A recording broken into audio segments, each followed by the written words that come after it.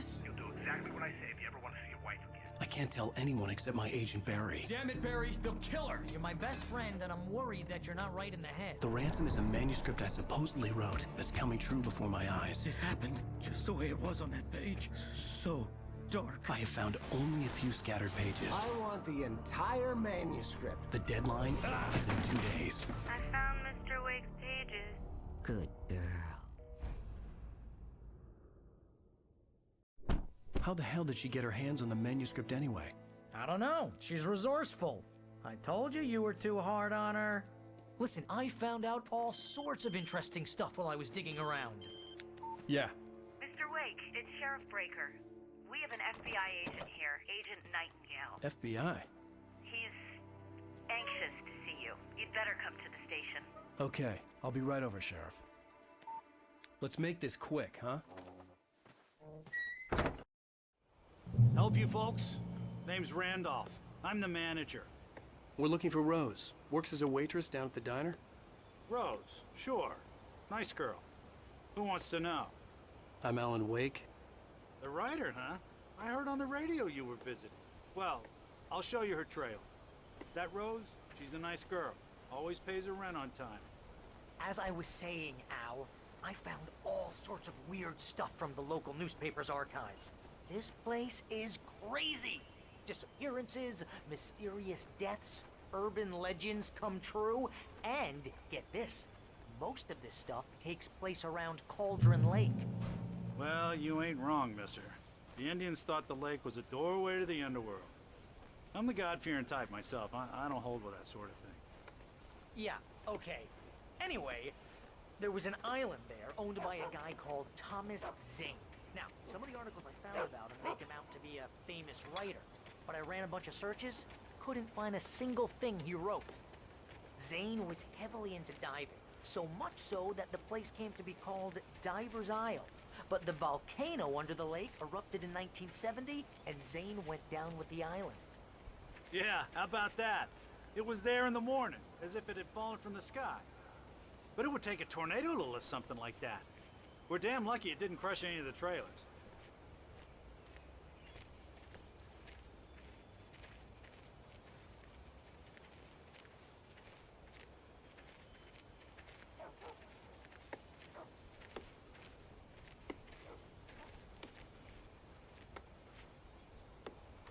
It gets better. A local girl, Barbara Jagger, drowned in Cauldron Lake just a week earlier. They were lovers. Sure, Jagger's a local spook store. The Scratching Hag. Comes for you in the dark. Childish stuff like that. Anyway, Al, I'm just getting to the best part. All of the articles about this stuff were written by Cynthia Weaver. I asked around, and she's that crazy bag lady you met. What, the lamp lady? She can be a little loopy, but she's not homeless or anything. Yeah, anyway, she knew both Jagger and Zane before they both died, and she had some kind of a breakdown.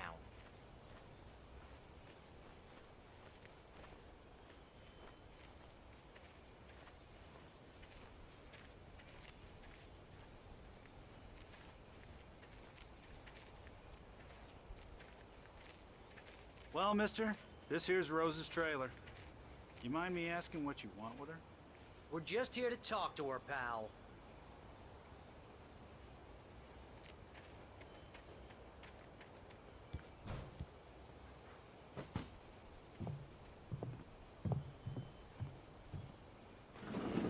Welcome to... Oh dear, Mr. Wake. I'm so glad you're here. Rose, you have my manuscript? Oh. Oh yes. Yes. Please, come in. Hey, this is really good. Rose, Yes, my manuscript. I really need it. I understand. I know what you need. A muse to inspire you. Oh, for Barry? She doesn't have anything. Yeah, hey, Al? Al, what's... Oh... Barry! What? What?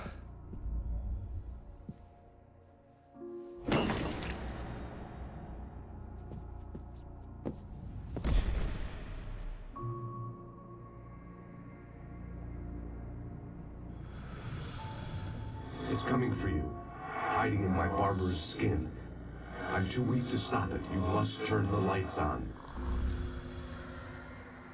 I promised I'd come visit you and your lovely wife.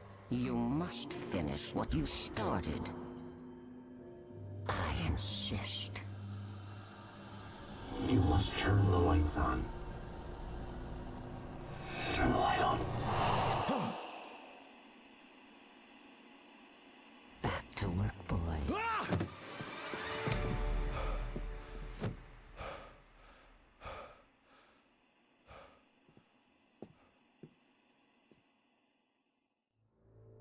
I felt nauseous, hungover. Only anger kept me going. I can't tell reality from dream anymore, but it seems I have an imaginary editor to help me. She's an old woman in a funeral dress. I call her Barbara Jagger. She's very strict. I'm writing faster and faster. My manuscript is being heavily revised. The edits are getting very aggressive, and each day there's less of me and more of her. I hate it, but I know she's right. She promises me I can save Alice this way. She knows more of this than I do. About the complex incantation I'm attempting. About this place. She's worked with another writer under similar circumstances, Thomas Zane. The genre of the story seems to be shifting. It's turning into a horror story. I'm getting close. I can feel it.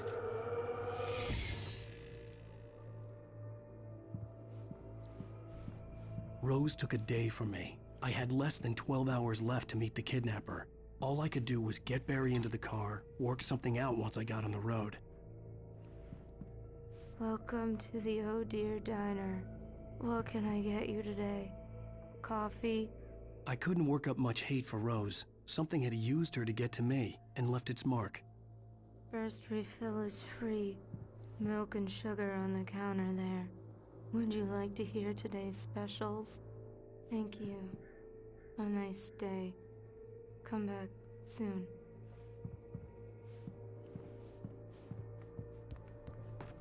My gun and flashlight were gone. I'd have to find... Mr. Randolph liked Rose. That little smile she had. How she was still sweet when life had tried so hard to make her bitter. It wasn't any of his business what she did in her trailer. But those strangers, the writer and his smart-ass sidekick, looked like trouble.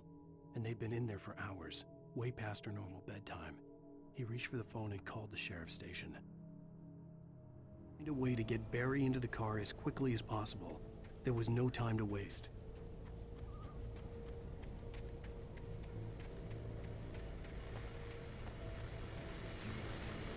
I just stepped outside to catch a breath of fresh air. Let me tell you, the weather's getting heavy.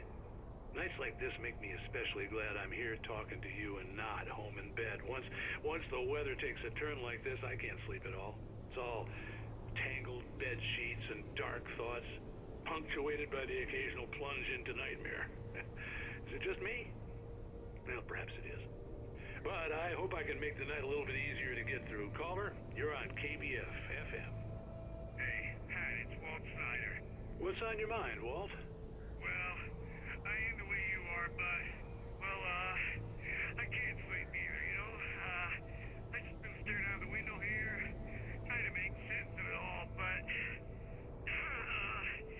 I ain't been drinking either, you know? Well, you sound like a man with a problem, Walt. I had argument with Danny, and, then I got in trouble with the law, and, I'm just, well... I heard something like that, Walt. Yeah, well, he's, Danny's my best friend, and, they let me on bail today, and now I'm just alone here at the window, waiting. Man, and there's something in the air tonight, man. I was just outside looking up at the sky above our broadcast tower thinking the same thing. What are you waiting for, Walt? I don't know. Something's gonna happen. I think I better go. Well, Walt, maybe... No, thanks, Pat. Well, good luck to you, Walt. Hang in there. Let's take a little break, folks. This weather's really something else, huh? can I be sure you will walk away?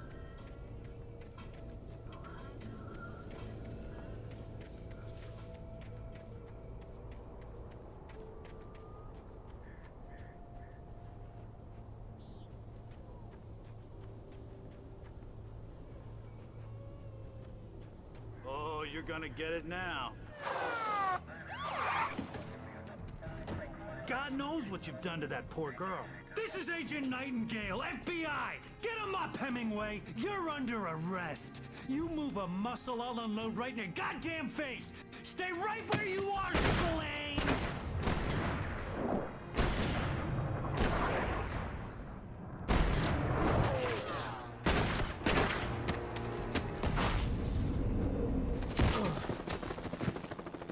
What are? I'm standing right here, you goddamn maniac!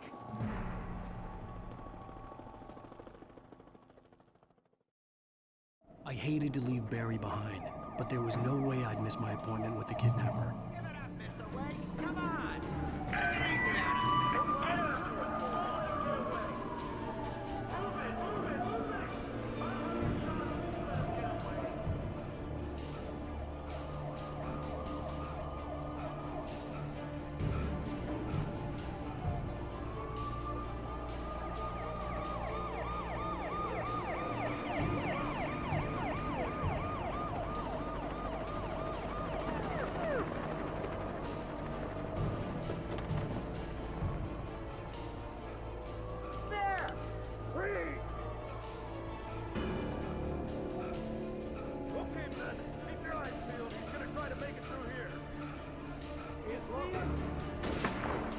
Oh, damn.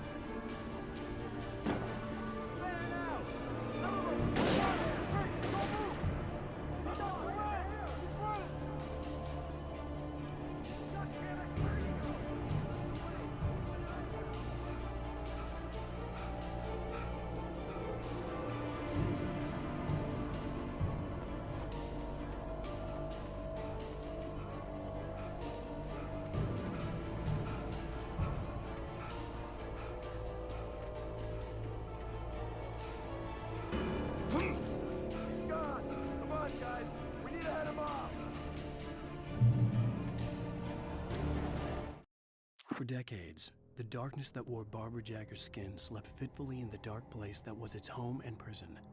It was hungry and in pain. It dreamed of its nights of glory when the poet's writing had called it from the depths and given it a brief, terrible taste of power and freedom. The rock stars had stirred it from the deep sleep the poet had sunk it back to in the end. When it sensed the rider on the ferry, it opened its eyes.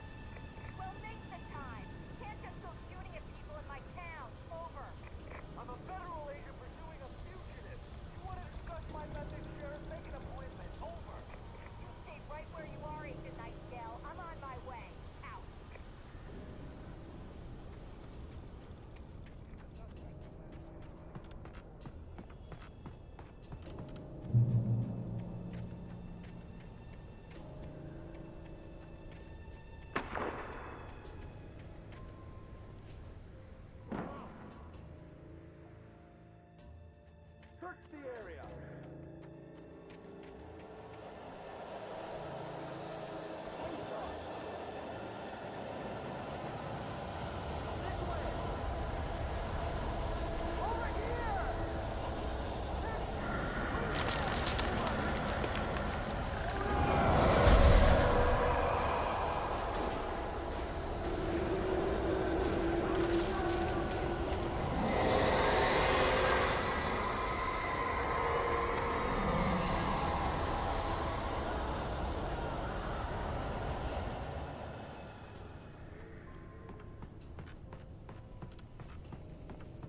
This horror was everywhere I went, circling me.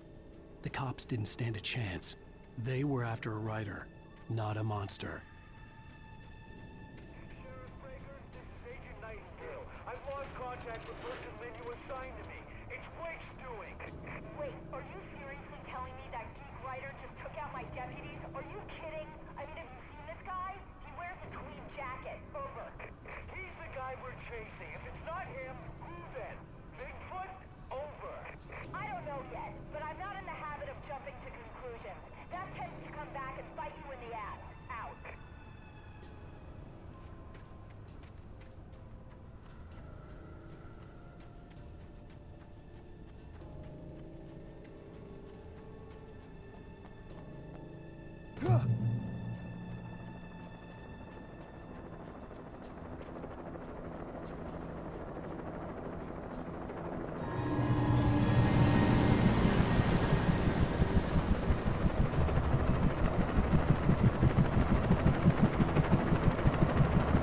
You on the ground. Hold it right there. There's nowhere to run. Freeze!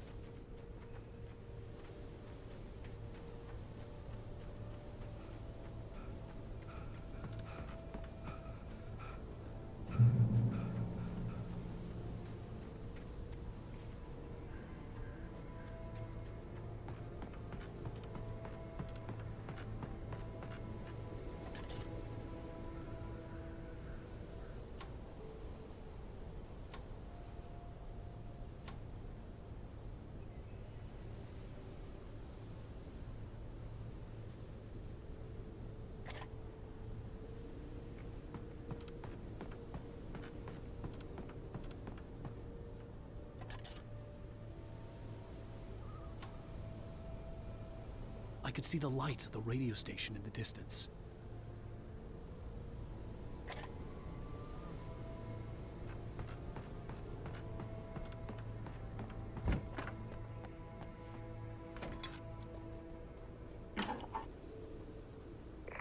This is James.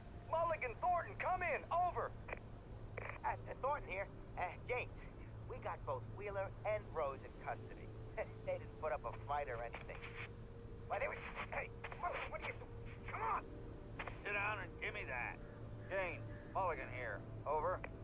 Go ahead, Mulligan. Over. We got Wheeler and Rose here. Wheeler's drunk or hopped up on something. Speaking of which, that Fed had a pretty distinctive whiff of Otis Scotch about him, you know what I mean. Over. I don't have anything on that, Deputy Mulligan. Over. Well, whatever. Anyway, Rose is just being plain weird here. You better get Doc in to take a look at both. Over. Gotcha. You better get them here quickly. The, Fed's gonna want to interview Wheeler. Over. Oh, yeah, I bet it does. Looks like they have a lot in common. Mulligan out.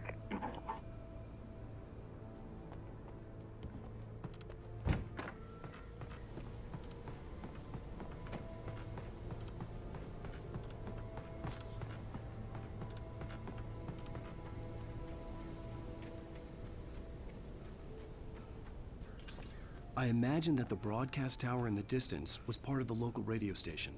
Maine seemed like a decent guy. Perhaps he could give me directions to the coal mine.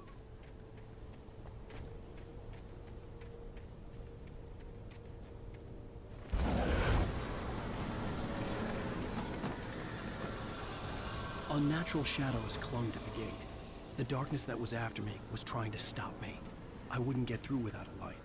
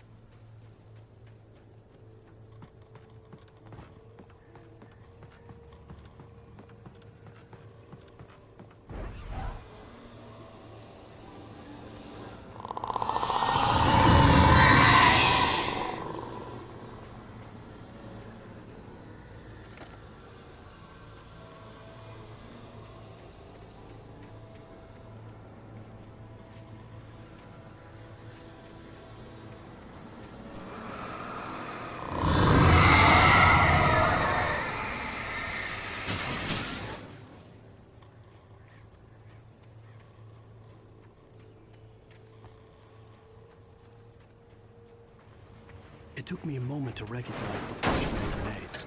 They were an ideal weapon for my situation. Team 1, come in. Over.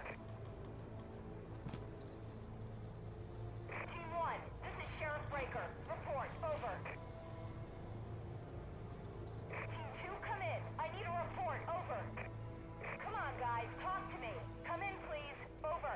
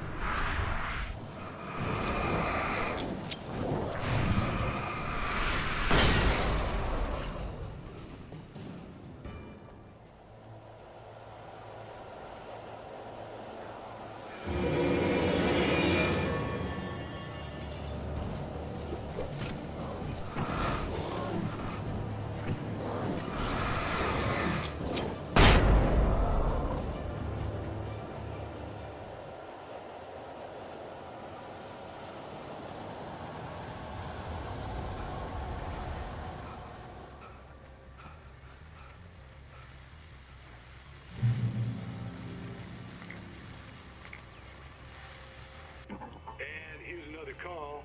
You're on KBFFM with Pat Maine. It's Milt Peabody, Pat. What's on your mind, Milt? Well, I live near the trailer park, Pat, and there's a big ruckus going on over there. Well, that's just up the road from me, too. What's going on, do you know? I don't know, but there's a bunch of police cars there, lots of sirens, a helicopter buzzing around, and I think I heard some gunshots. Gunshots? Yes, sir, like from a pistol. So can you find out what's going on? Because it's just next door and they're popping off guns there. They're still shooting? No, it was maybe 10-15 minutes ago. It sounds serious, Pat. I'm telling you, it don't sound like no party. Well, I'm certainly going to give the station a call, Milt. Okay. You'll hear it here as soon as I hear from them. Okay, thanks.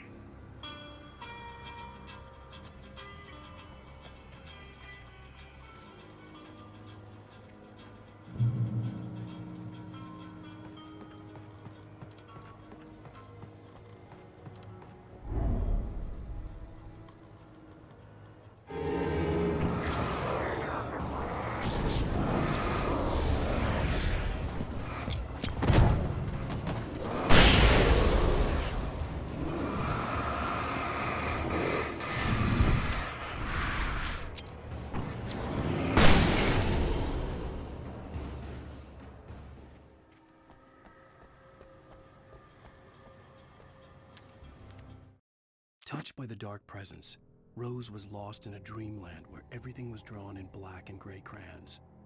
The old lady had promised her that all her wishes would come true. She would be Alan Wake's muse. She was smiling so hard it hurt her face. She crushed a bottle full of sleeping pills into the coffee. Deep down inside, she was screaming in terror.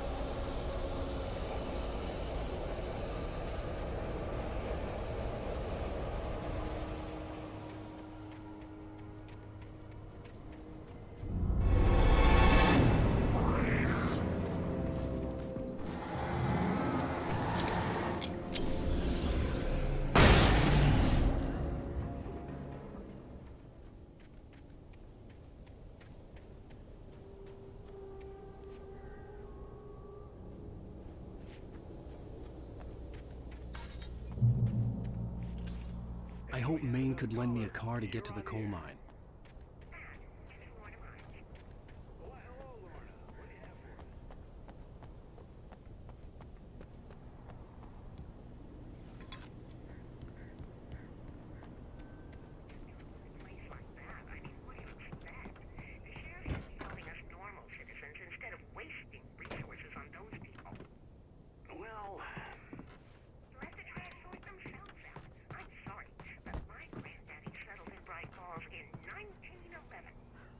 Well, thank you very much for that compassionate viewpoint, Lorna.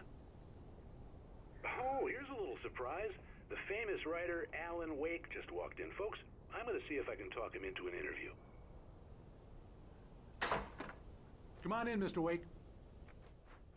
Oh, I'm so glad you could find the time to do this, Mr. Wake. Nowhere to run now, Dan Brown. You back away from me. Don't hurt it. Whoa. Everyone calm down. Put the gun down. We're all friends here, right? Cool your jets, Nightingale. We got him. Judas Priest! What the hell's the matter with you? There's a civilian in there.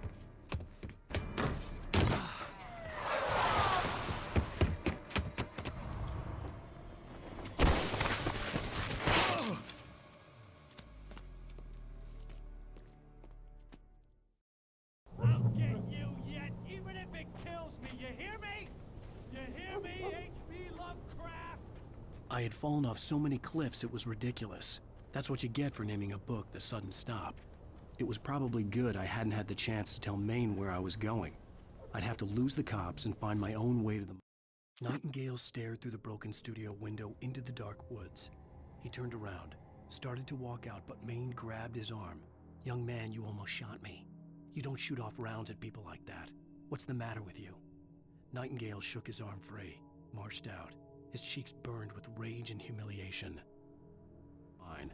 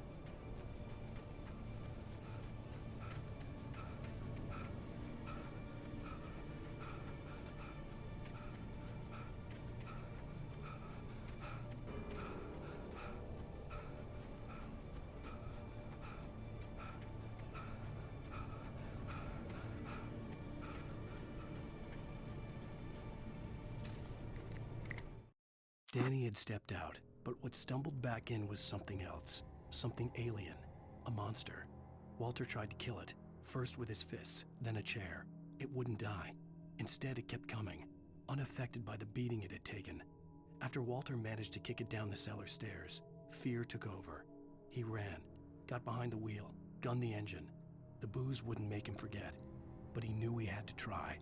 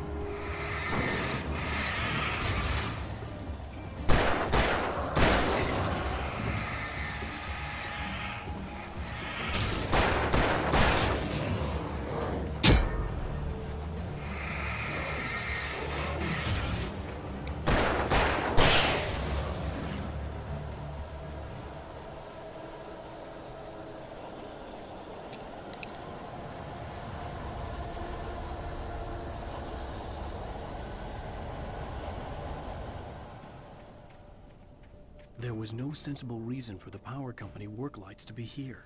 It was almost as if they'd been left for someone like me to use.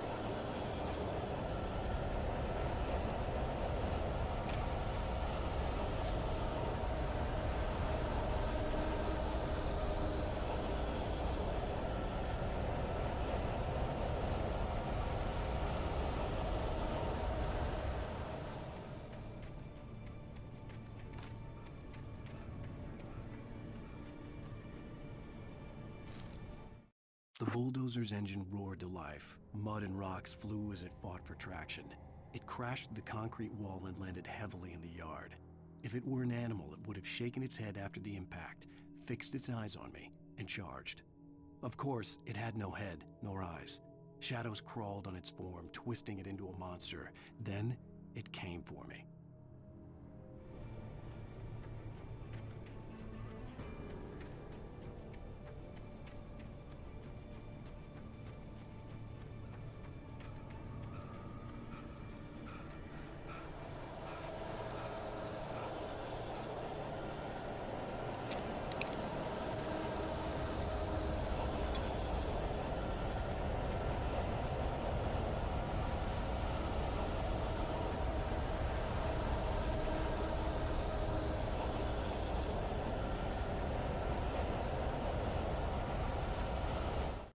Sarah trusted her gut, and her gut said Agent Nightingale was an asshole. He felt wrong, and it wasn't just the smell of stale booze. It was in the way he flashed his badge, pulled rank, the look in his eyes when he wanted answers. Where was Alan Wake? What was this about an accident? Where was his wife? And most importantly, why did she let Wake go? He wouldn't answer her questions. Federal business was all he'd say.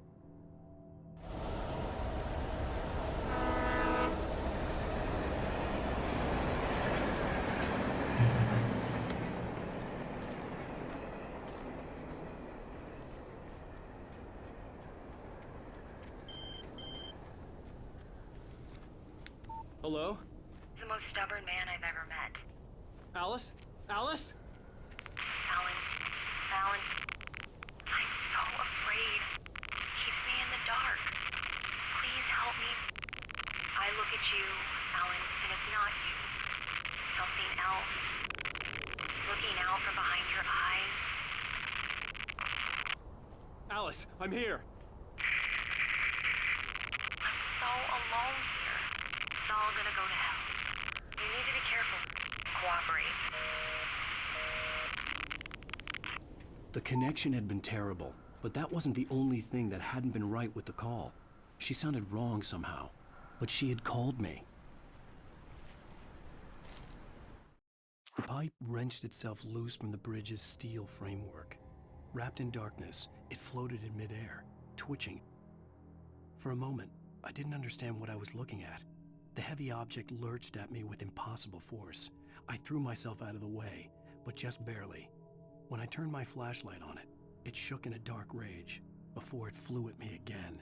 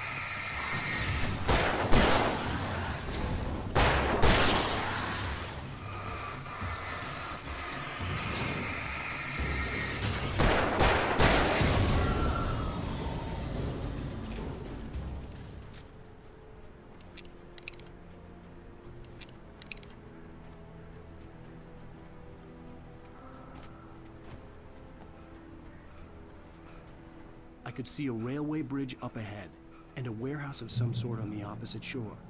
I hoped I could find a car from there.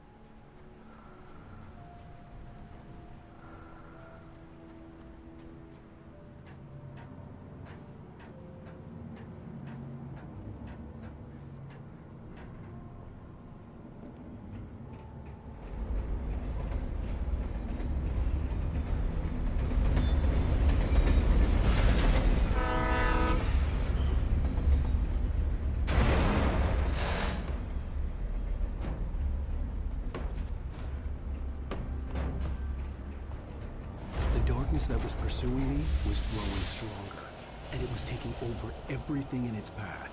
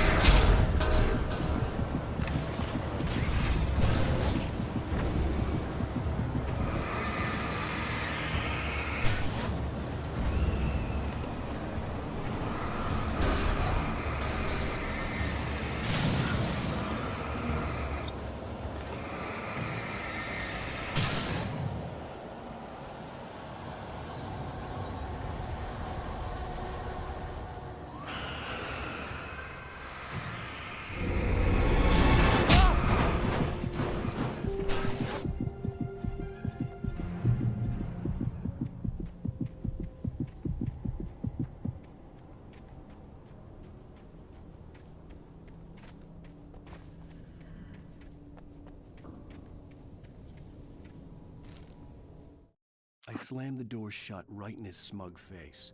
He pleaded for me to open the door. True to form, the asshole actually thought I would obey. I had no sympathy left, no guilt either, not for him. I took a moment to savor the scream. I bet I had a smile on my face. It was all that I had time for. The dark presence was inside the lodge with me.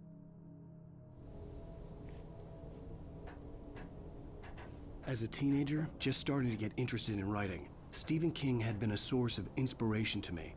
I thought about all the inanimate objects that had come to life in his books. No one is safe in a good horror story. Certainly not the protagonist. That's what makes them fun. This was anything but. The darkness could possess anything, and it was getting closer.